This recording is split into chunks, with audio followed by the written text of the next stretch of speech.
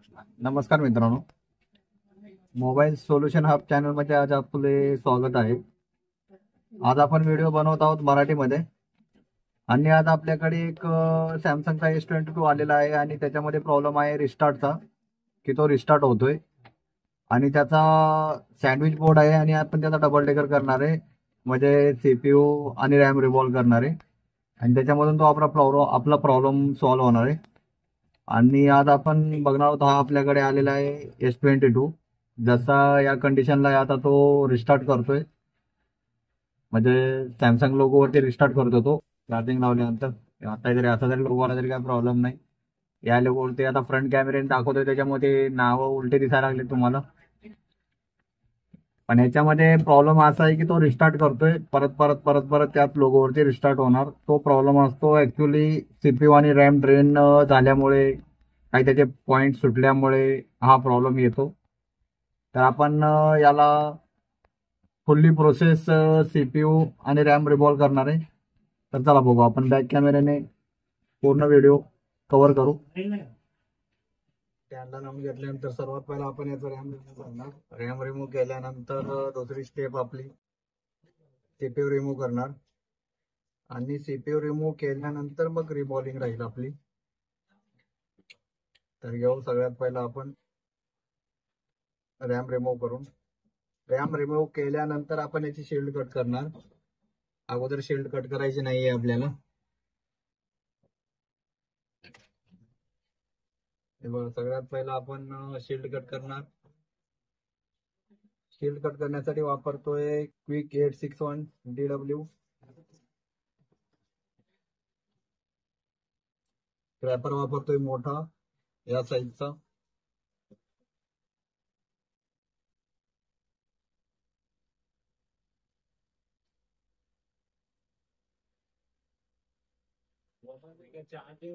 आपलं रॅम जेव्हा आपण काढणार तेव्हा हीट आपली प्रॉपर आणि मॅनेज करून ठेवायची. जेव्हा आपण हॉट एअर गन CPU वरती फिरवतोय तेव्हा व्यवस्थितच फिरवायचे, एका जागेवरती हीट लागली नाही पाहिजे. अशा कंडिशनने आपल्याला हॉट एअर गन वापरायची. फोन करतो का मला, गाडी रस्त्यात नंबर घ्या ना माझा. तर हीट ठेवले 350, एअर आहे 60. चार्जिंग दाखवते, चार्जिंग होते, चार्जिंग काढला ना थोड्या तुमची चालते, बंद होतं आपलं मोबाईल, ऑफ होऊन जातो. आता बघा चालू आहे. मेल झाले नाही ना, आणखी मेल झाल्यानंतरच प्लेट इन्सर्ट करायचे. हे बघा,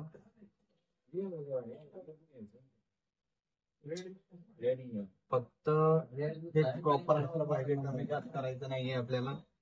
आणि हात सुद्धा आपला स्टेबल पाहिजे. रॅम एकदम प्रॉपर ओके निघालेलं आहे. तर सर्वात पहिला आपण याला आता क्लीन करून घेऊयाची. पेस्ट थोडी हार्ड आहे. काय काय मोबाईल मध्ये पेस्ट कमी असतो, पण या मोबाईल मध्ये पेस्ट जास्त आहे. पेस्ट जास्त असली तरी काही प्रॉब्लेम नाहीये.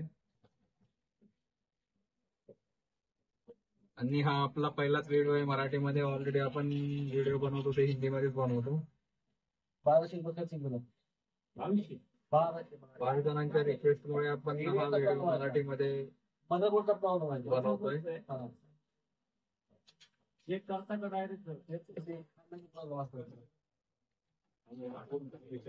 स्टेप आपली वीक परत फिरवून घ्यायची त्याच्यावरती. वीक फिरवल्यानंतर काय होतं, आपलं टेम्परेचर जे आहे ते ऑलरेडी हाय टेम्परेचर असतं, ते लो होतं, मेल्ट होतं आणि आपल्या पीपीडी योग्य बनून जातं ते. त्याच्यामुळे आपल्याला क्लिनिंगला त्रास होत नाही आणि आपला CPU सेफ राहतो, स्क्रॅचेस येत नाही. याला थोडं कॉटनने परत टेम्परेचर डाऊन केल्यानंतर कॉटनने थोडं क्लीन करून घ्यायचं. मदरबोर्डचा प्रॉब्लेम आहे म्हणतात. क्लीन करून घेतल्यानंतर परत एक वीक फिरवून घ्यायची. वीक फिरवल्यानंतर पूर्ण आपले जे बॉल्स आहेत ते बघा, परत फिरवून घ्यायची. बॅटरीचं नाही गे, मदरबोर्डचं मोबाईलचं प्रॉब्लेम बघा. ते करून देतील काय ते, आपल्याला फक्त काय कमी करतात ते सांग.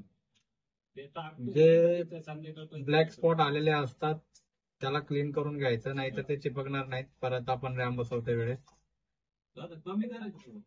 मला सांगितलं तर 1200 रुपये आपण तुमच्याकडे बनवून घ्या. 50 कमी सांगितले तुम्हाला मी.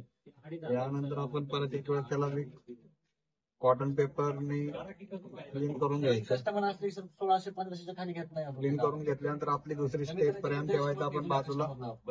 आणि दुसरी स्टेप आपली आता आपण करणार नाही, आपण याची शिल्ड कट करणार नाही. विदाऊट शिल्ड कट करणार, सीपीयू काढणार, कारण याच्यामध्ये गॅप दिसतोय मला सीपीयू काढण्यासाठी. त्याच्यामुळे आपण याची शिल्ड कट करणार नाही. तर सीपीयू जेव्हा आपण रिमूव्ह करतो तेव्हा आपल्याला मायक्रोस्कोप यूज करायचा नाहीये. फक्त मी आता यूज करणार, फक्त ग्लू कट करण्यासाठी मायक्रोस्कोप यूज करणार. ग्लू कट केल्यानंतर आपल्याला जो सीपीयू रिमूव्ह करायचा आहे तो विदाऊट मायक्रोस्कोपच रिमूव्ह करायचा आहे. बघा मी आता ग्लू कट करतोय. ग्लू कट करते वेळेस आपल्याला मायक्रोस्कोप यूज करण्यासाठी काही प्रॉब्लेम नाहीये. पण जेव्हा आपण सीपीयू रिमूव्ह करतो तेव्हा आपल्याला मायक्रोस्कोप यूज करायचा नाहीये.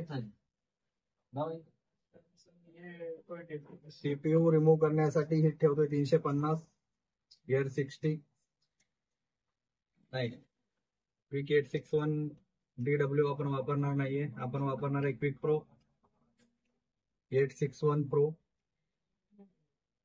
कारण त्याचं नोझल आहे मोठं आणि हे सीपीयू काढण्यासाठी एकदम उत्तम आहे. हीट आहे 350, एअर आहे 70.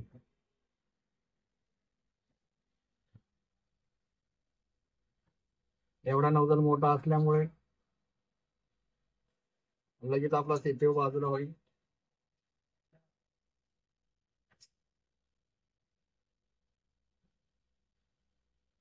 सीपीयू निघण्यासाठी आपल्याला मदत होईल.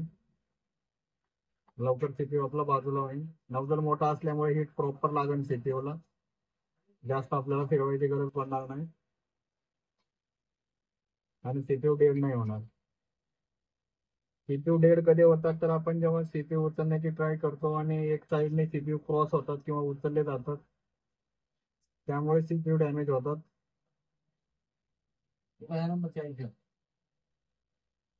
कारण जो आपण सीपीयू समजतो तो पूर्ण सीपीयू आपला नाहीये. तो तिथे फक्त सीपीयूची बॉडी आहे. सीपीयू इंटरनली मध्ये काचेचा असतो, क्रिस्टल सीपीयू.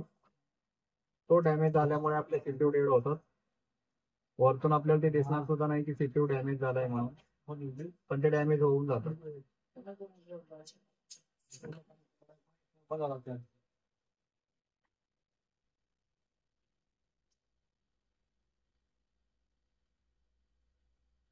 सीपीयू निघाला.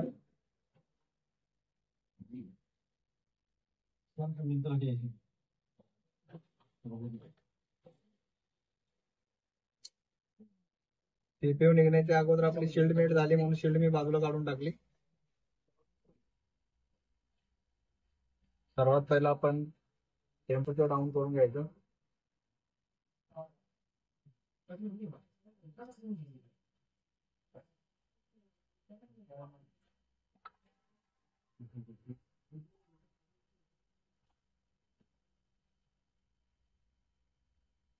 टेम्परेचर डाऊन करून घेतल्यानंतर आपण वीक फिरवणार आहे.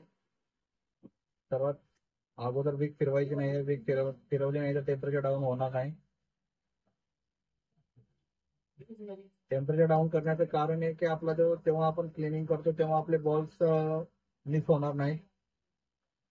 जे एनसी पॅड आहेत ते जाणार नाही जास्त करून, आणि जेवढे एनसी पॅड जातील तेवढा आपला सीपीयू कमजोर होतो, मदरबोर्ड कमजोर होतो, कारण त्याच्यामध्ये पकड बनून राहणार नाही. कारण एनसी पॅड वापरलेलेच असतात आपल्या मजबूतीसाठी, की सीपीयूची पकड व्यवस्थित राहावी म्हणून. आणि पूर्ण जर एनसी पॅड गेले तर आपले सीपीयूची बेस कमजोर होते.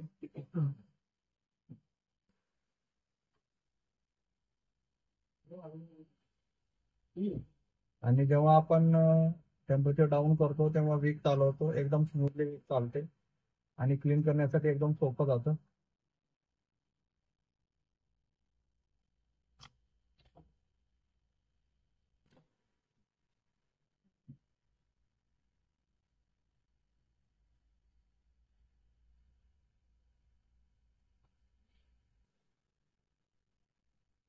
क्लीन करते वेळेस फक्त आपल्याला लक्ष ठेवायचे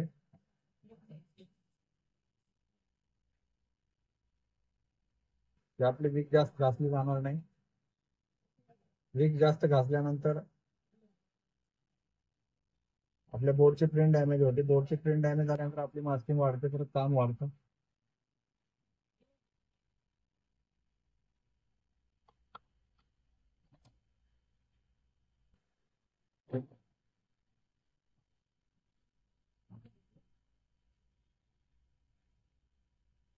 आणि जास्त करून मी जे व्हिडिओ बनवतो ते व्हिडिओ बनवतो फक्त नवीन मेकॅनिक साठी, जे एक्सपिरियन्स मेकॅनिक आहे त्यांच्यासाठी. व्हिडिओचं काही तथ्य नाही, कारण ऑलरेडी ते काम करतात.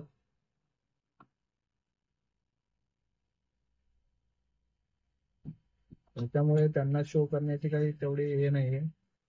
म्हणजे नवीन फ्रेशर बिगिनर्स मेकॅनिक असतात, त्यांची आपली ट्रिक वापरून हेल्प होईल. त्याच्यासाठीच आपण व्हिडिओ बनवतो.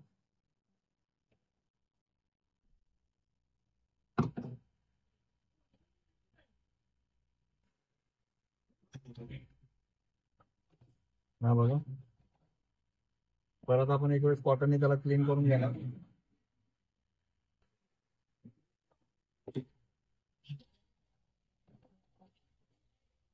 कॉटनने क्लीन करून घेतल्यानंतर आपल्याला समजून येईल की कोणत्या ठिकाणी ग्लू राहिला आहे आणि कोणत्या ठिकाणी नाही. तेव्हा आपण काय करणार, राहिलेला ग्लू कट करून घेणार. तर राहिलेला ग्लू आहे तो ट्युझरच्या साहाय्याने आपण 280-270 हीट ठेवून रिमूव्ह करणार. हा बघा, एकदम साध्या पद्धतीने तो ग्लू रिमूव्ह होतो, कारण सॅमसंगचा ग्लू तेवढा हार्ड नसतो आणि काढण्यासाठी सोपा असतो. लगेच तो रिमूव्ह होईल. फक्त बॉर्डरचा ग्लू काढणं गरजेचं आहे. आपल्या बॉर्डरचा आपण ग्लू जर नाही काढला तर सीपीयू आपला व्यवस्थित अलाइनमेंट मध्ये बसणार नाही. आणि हे जे मोठे सीपीयू असतात ते काढते वेळेस डेड होण्याचं कारण मी जसं तुम्हाला सांगितलं की डेड होण्याचं कारणच असतं की आपण जबरदस्ती सीपीयूला काढणे. सीपीयूला जबरदस्ती काढल्यामुळे ते डेड होतात, असे विनाकारण डेड होत नाहीत. कारण ते जास्त हीट सहन करतात. हिटिंगमुळे जास्त करून ते डेड होत नाहीत, आपले काढण्यामुळे डेड होतात. त्याच्यामुळे सर्वात पहिला आपण आता सीपीयू काढलेला आहे याचा. आता नंतर दुसरी स्टेप आपली मदरबोर्ड पूर्णपणे क्लीन करून घेतलेला आहे. हा बघा, आता आपण याला ठेवू बाजूला. परत दुसरी स्टेप आपली सीपीयू क्लीन करण्याची.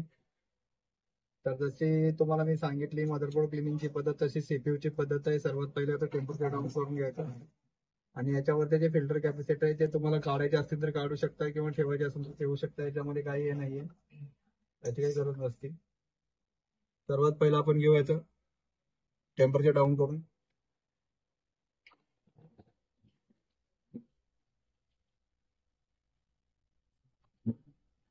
त्याच नंबरचे आयसी आहे का भाऊ, सापडले त्याच नंबर? नंबर वेगळे असतात. S2MU X01-106 आयसी त्याचा.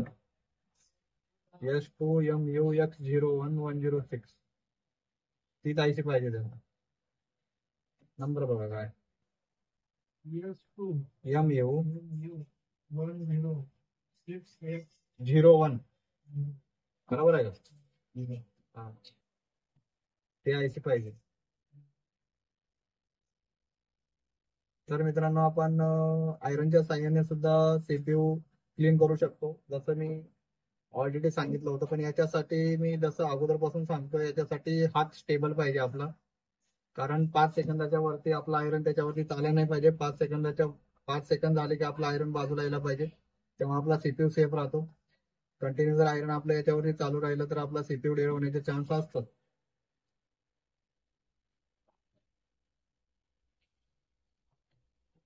आणि जेव्हा आपण रिपेअरिंग करतो, कोणत्याही प्रकारची रिपेअरिंग करतो, तर हा जो पेस्टचा स्मोक बनतो तो खतरनाक असतो. त्यासाठी आपल्याला एक्झॉस्ट फॅन वापरायचा आहे. एक्झॉस्ट फॅन वापरल्याशिवाय रिपेअरिंग करू नका. हा जो स्मोक आहे तो शरीरासाठी हानिकारक असतो. आम्ही एक्झॉस्ट फॅन वापरतो. एक्झॉस्ट फॅन वापरणं गरजेचं आहे. कारण हा आपल्या शरीरासाठी जो स्मोक बनतो तो हानिकारक आहे. रिटर्निंग करण्यासाठी ही खूप महत्वाची गोष्ट आहे.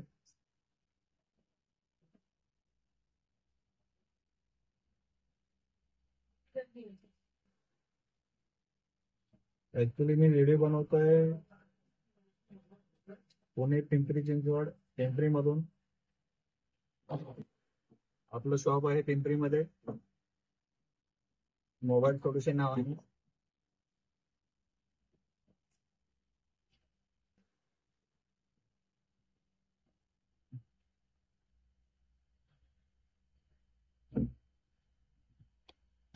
आपण घेतलेलं सीपीयू क्लीन करून सर्वात पहिले क्लिनिंग झाल्यानंतर आपण याला करणार आहे आता रिकॉल. व्यवस्थित क्लीन झालेलं आहे. तर सर्वात पहिला आपण रिकॉल करून घेऊ. रिकॉल करण्यासाठी मी वापरून प्लास्टिकची मॅट. माझा सीपीयू प्रॉपर पूर्णपणे क्लीन झालाय, दिसत असेल तुम्हाला. हा बघा, आता आपण करणार याला रिकॉल.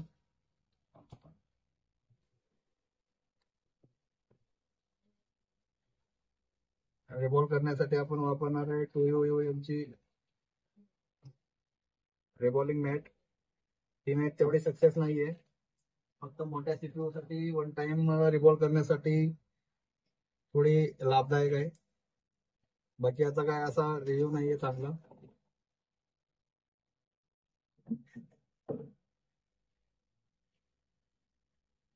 फक्त मी मोठे सीपीयू वन टाइम रिकॉल करण्यासाठी हिला वापरतो.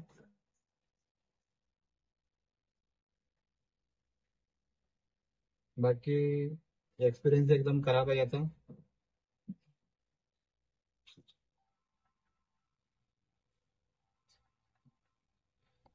हॅलो,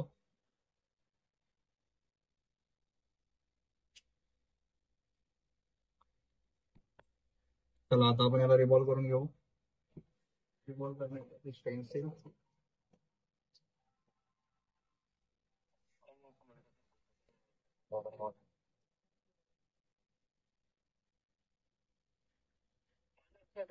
एसकॅनिक्स आहे का? हा चालते, काय प्रॉब्लेम नाही. सीपीयू रिकॉल करा त्याचा. हा सीपीयू रिकॉल करा सीपीयू. हो,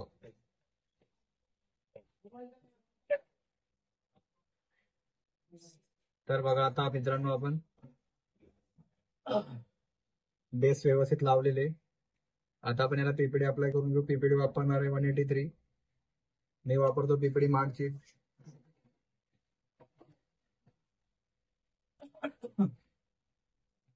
पीपीडी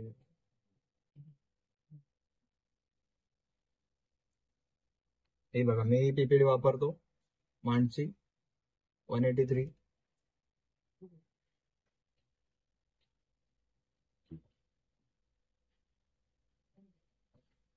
त्या पीपीडीमुळे व्यवस्थित सोल्डरिंग मजबूत राहते. आता ही जी मॅट मी वापरतोय, ही मॅट वापरण्यामुळे आपली बेस एकदम म्हणजे पकडून राहते. बाकी याचा निगेटिव्ह पॉईंट एवढाच आहे की आपण हिट जेव्हा करतो तेव्हा ही मॅट जास्त गरम होती आणि स्टेन्सिल फुलवती. स्टेन्सिल जर फुगली नाही तर मॅट एकदम व्यवस्थित आहे, पण स्टेन्सिल फुगल्यामुळे तिचा निगेटिव्ह रिस्पॉन्स मिळतोय. नाहीतर येऊ तिचा चांगला होईल. आता स्टेन्सिल फुगत असल्यामुळे मी काय करतो, आता क्विकची 861 प्रो गन यूज करणार आहे. आणि गन यूज करते वेळेस मी काय करणार, जास्त टेम्परेचर यूज केल्यामुळं ते ओळखून नाही येणार. सर्वात पहिलं मी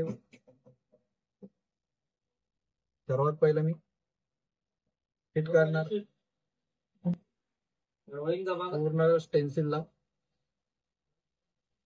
पूर्ण स्टेन्सिलला हिट केल्यानंतर मग सीपीयू ला हिट केणार.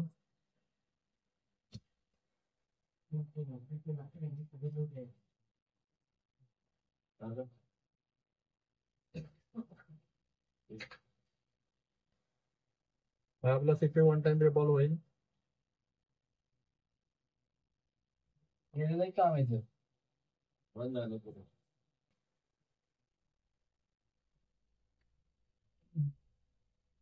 आपला सीपीयू वन टाइम रिवॉल्व झाला, कारण स्टेन्सिल फुगत असल्यामुळे सुद्धा काय प्रॉब्लेम नाही आला का, कारण आपण हीट जास्त ठेवलंय आणि स्टेन्सिलला पूर्णपणे सर्वात पहिले रिहॉट करून घेतलंय आणि नंतरच सीपीयूला हिट केल्यामुळे हा सीपीयू पूर्णपणे रिवॉल्व झालाय. परत आपण प्लग्स टाकून त्याला हिट करतोय एकवेळेस, कारण डबल पीपीडी अप्लाय करणार नाहीये आपण. बघू ट्राय करून काय सांगितलं कस्टमरला. परत एक वेळेस स्टेन्सिलला गरम करून घ्यायचं. गरम करून घेतल्यानंतर परत एक वेळेस रिहॉट करायचे आणि ते आपले सुटलेले बॉल्स आहेत तेवढे ते पूर्णपणे रिव्हॉल्व होतील. तो आपला पूर्णपणे रिव्हॉल्व झालेला आहे, एकदम प्रॉपर ओके. याला थोडं थंड होऊ द्यायचं, बॉल मेल्ट होऊ द्यायचे, थंड होऊ द्यायचे, मेल्ट झालेले सॉरी. नंतर आपण स्टेन्सिलच्या बाहेर काढून घेतोय आता त्याला. हा बघा पूर्णपणे आपला सीपीयू रिव्हॉल्व झालेला आहे, तरी आपला एक बॉल बसला नाहीये, स्टेन्सिल सोबत आलेला आहे. परत आपल्याला व्यवस्थित करून घ्यायला लागेल.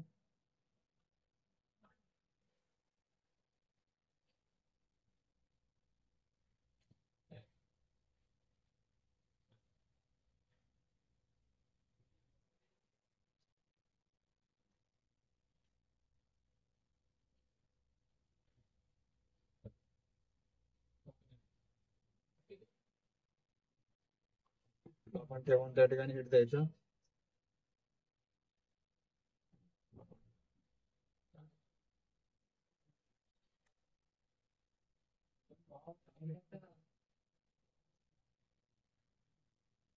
पूर्ण बॉल झाल्यानंतर ज्याच्यावरती आपल्याला डाऊट वाटतो तो बॉल्स कट करून घ्यायचा आहे.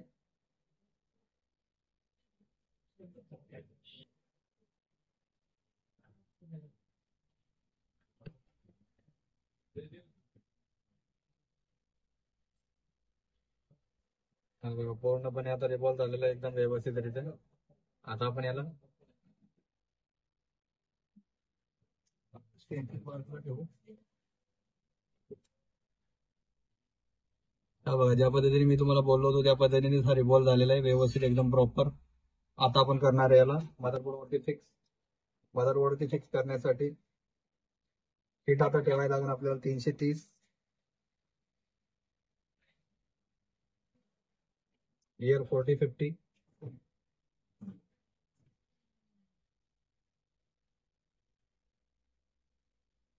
झूमिंग कमी करतो मी थोडी, बस.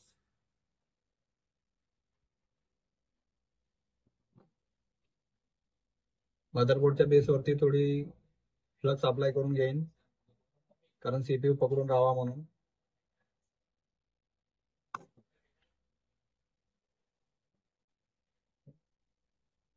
सीपीयू वरती थोडी फ्लक्स अप्लाय करीन.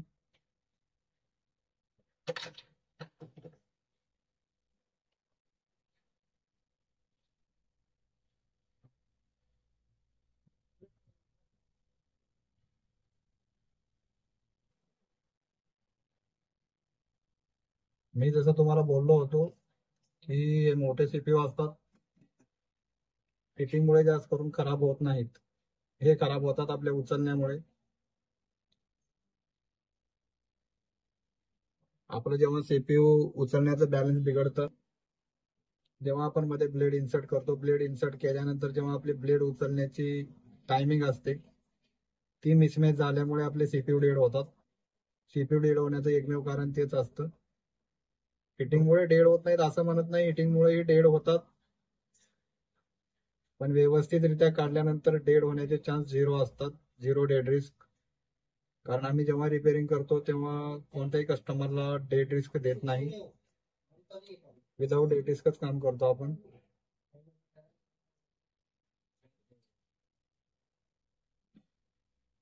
बसवण्यासाठी आपण कोणती हॉटगन यूज करू शकतो, काही प्रॉब्लेम नाहीये, कारण आपला सीपीयू ऑलरेडी रिमूव्ड आहे, विदाऊट पेस्टेड आहे आता.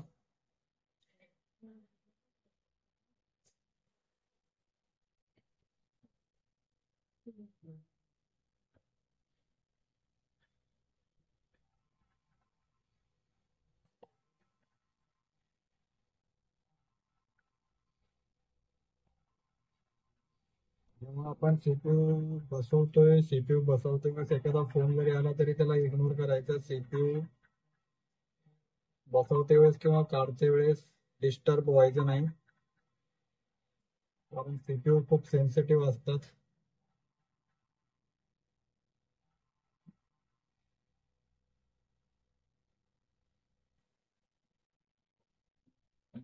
कारण फोन आलेला आपण परत करू शकतो, पण सीपीयू डेड झाला तर परत रिपेअर होणार नाही.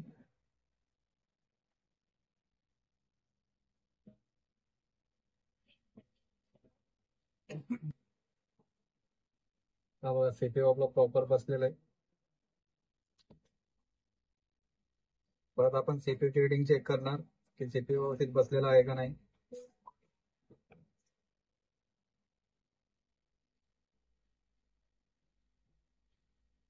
थंड करून घेऊ याला.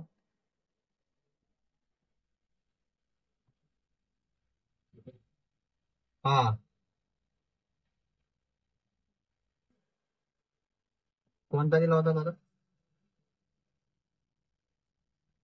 Oppo A58. नाही दादा, तो नाही बनणार आहे. हॅलो, नाही नाही नाही होणार आहे, जेवण लावतो. हो हो हो हो हो हो हो.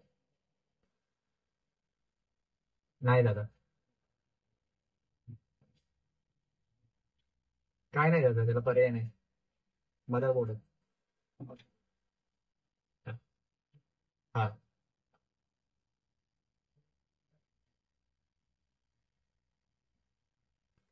नाही होणार ना, बंद मोबाईल कसे पाहिजे होतं.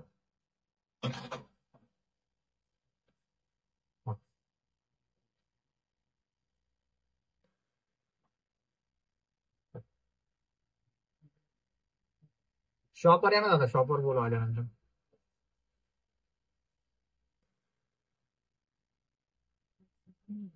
हो, शॉपवरती या म्हणलं, शॉपवर आल्यानंतर बोलू.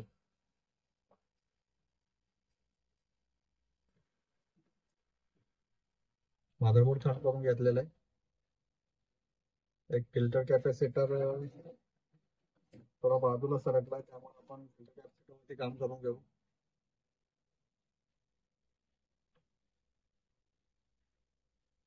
थोडे फ्लक्स टाकून त्याला बाजूला सरकवून घेऊ.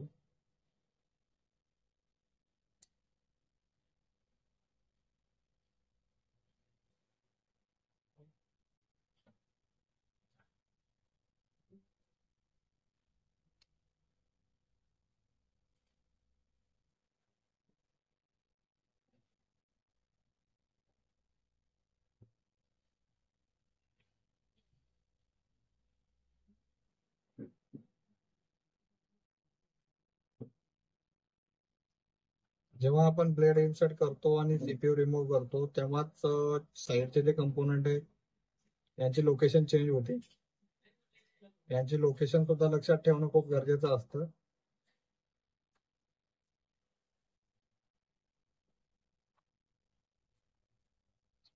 कॅप आपण व्यवस्थित केलेलं आहे. एक वेळेस थंड करून घेऊ.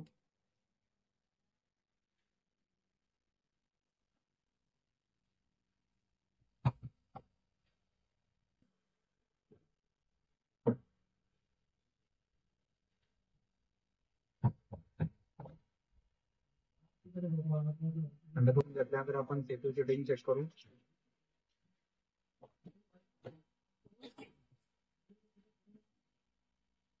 सीपीयू सेटिंग व्यवस्थित असल्यानंतर आपण रॅम बसवणार आहे, त्याला रिव्हॉल्व करून.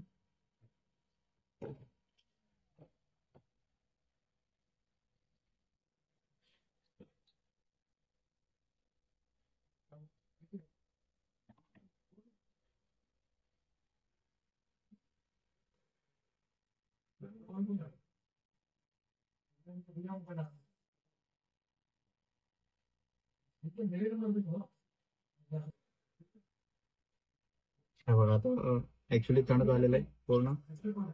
आपण याला करून टेस्टिंग. चार्जिंग वरती, स्केमेटिक चार्जर वरती आणि डीसी वरती आपण याला आयडेंटिफाय करणार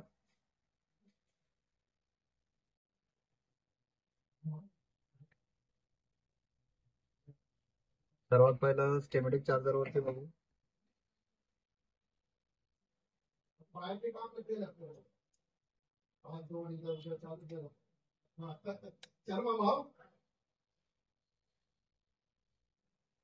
आता बघू डीसी मशीन वरती. तुम्हालाही दाखवतो मी.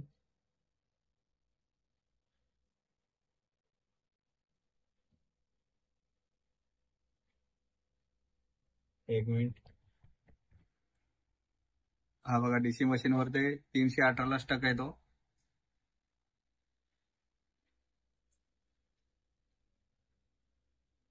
झूम असल्यामुळे व्यवस्थित दिसत नाहीये. हा बघा डीसीला कनेक्ट केलंय आणि 318ला स्टक आहे. आता आपण बसवणार आहे याचा रॅम.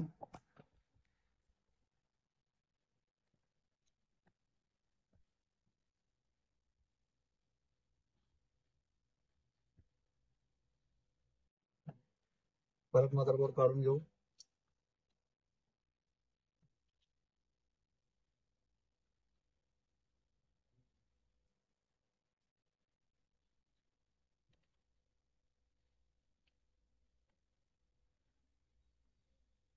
आता बसून घेणार आहे आम्ही रॅम. सर्वात पहिला आपण याचं करणार रॅम रिबॉल.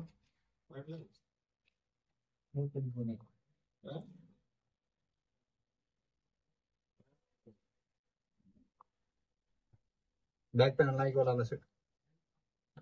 रॅम रिबॉल करण्याची प्रोसेस सुद्धा तीच आहे आपली. सर्वात पहिले टेम्परेचर डाऊन करून घ्यायचं. टेम्परेचर डाऊन केल्यानंतर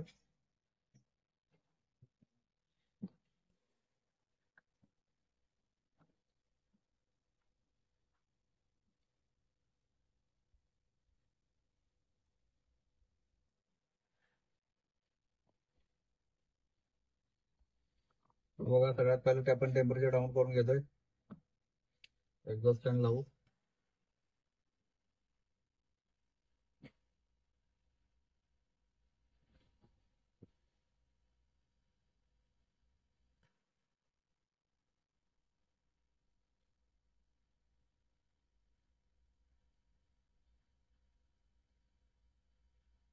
टेप आपण याच्यावर विक फिरवणार.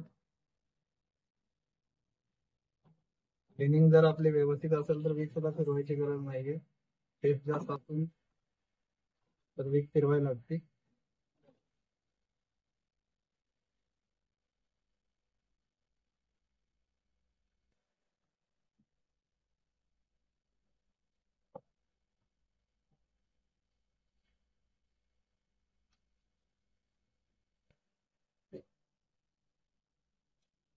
जास्त करून जेव्हा आपला मोबाईल स्टक राहतो तेव्हा रॅम सुद्धा खराब होण्याचे चान्स असतात.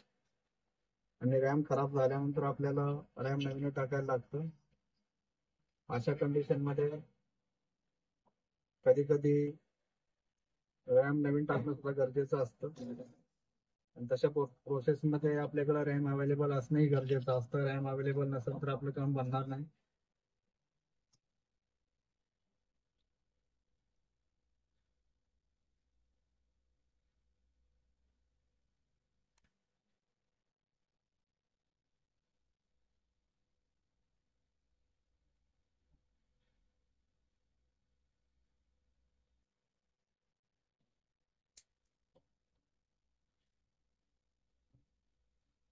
याचा रॅम सुद्धा एक साईडने घासलेला. सर्वात वेळेला आपण हेच रॅम टाकून बघणार आहे.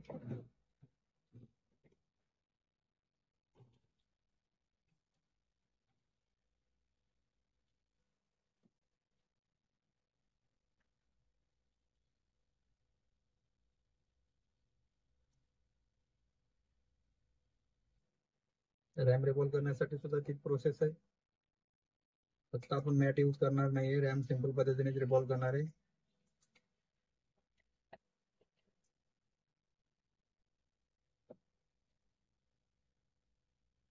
जे आपण नॉर्मल आयसी साठी प्रोसेस यूज करतो.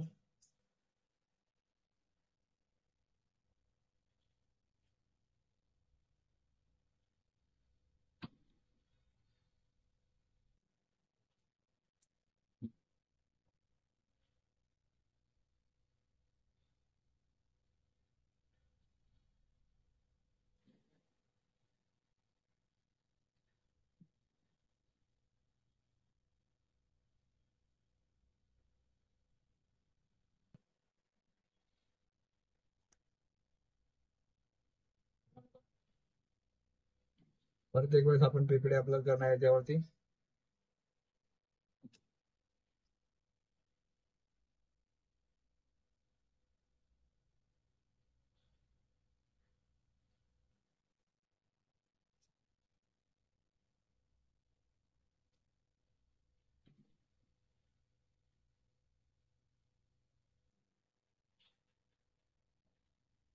बॉल सगळी शेप मध्ये येण्यासाठी आपण ही पीपीडी अप्लाय करतोय.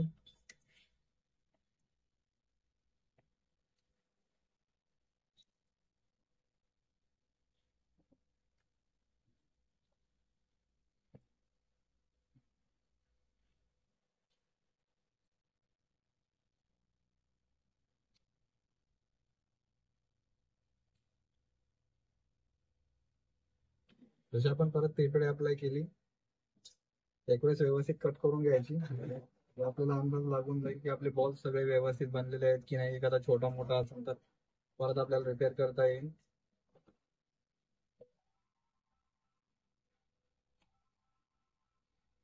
लास्ट टाइम पीपीडी अप्लाय, त्यानंतर आपण या बॉक्सला काढायचं.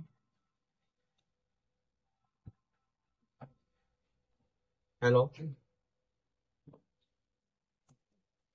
हा, हॅलो,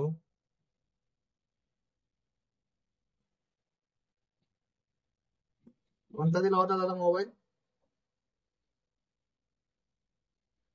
अच्छा, प्रदीप आहे का? झालाय प्रदीप, मारलाय सीपीयू मारलाय. बॅटरी चार्ज करून देतो, बॅटरी लो आहे, चार्ज करून देतो. हो, नाही नाही, लोगो रात्रीच मारून ठेवला होता. लोगो आल्यानंतरच मी ठेवून दिला त्याला आणि घरी गेलो. हा, हा.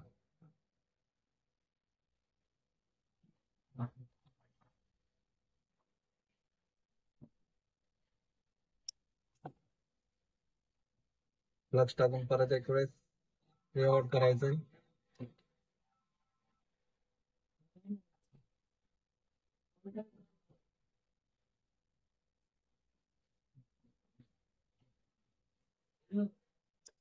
रिवर्ट केल्यानंतर काय होतं, बॉल्स आपले सगळे एक शेप मध्ये येऊन जातात.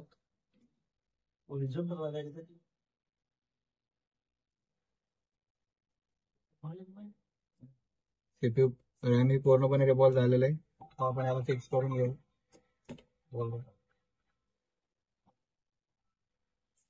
हॅलो, हा बोला की. सर्वात पहिले सीपीयूला थोडी फ्लक्स मारणार. कोणता?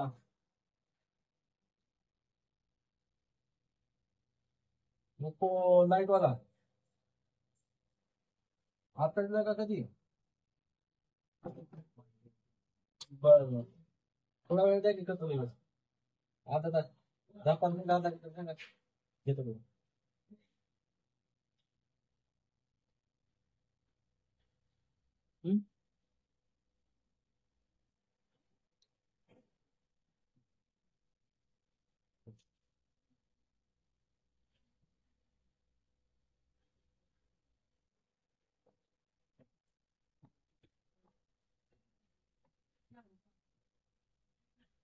रॅम बसतो ते वेळेस वरच्यावरच आपल्याला ट्विस्ट करायचे. सीपीयूला ट्विस्ट नाही झालं पाहिजे.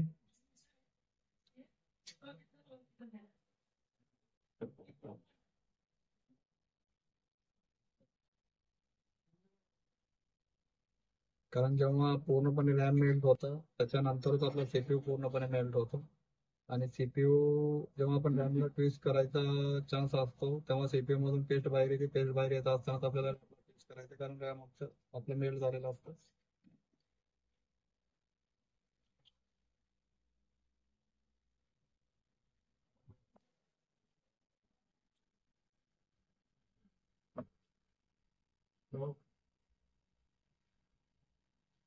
थांब 2 मिनिट थांब. चार्ज करून ठेवलेलं झालं की.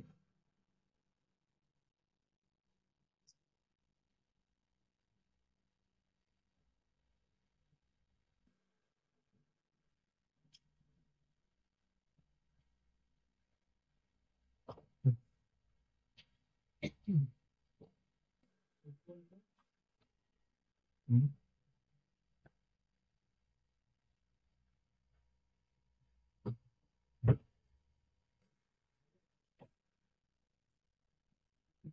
छान झाल्यानंतर आपण पूर्णपणे आपल्याला चेक करून घेऊ डीसी वरती रेंज काय येईल.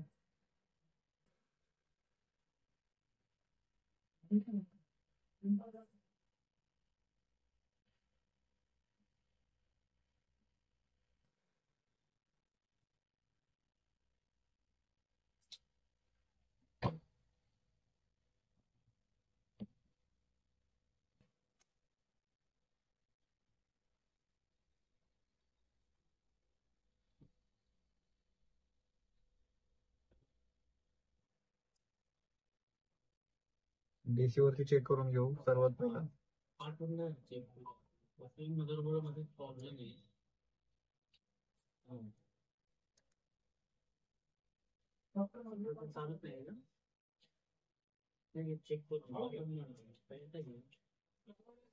चालू तर झालंय पूर्णपणे. हा बघा चालू झालंय आता, पूर्णपणे चालू झालेलं आहे. आता आपण चेक करू पूर्ण प्रॉपर पुढे जातोय का.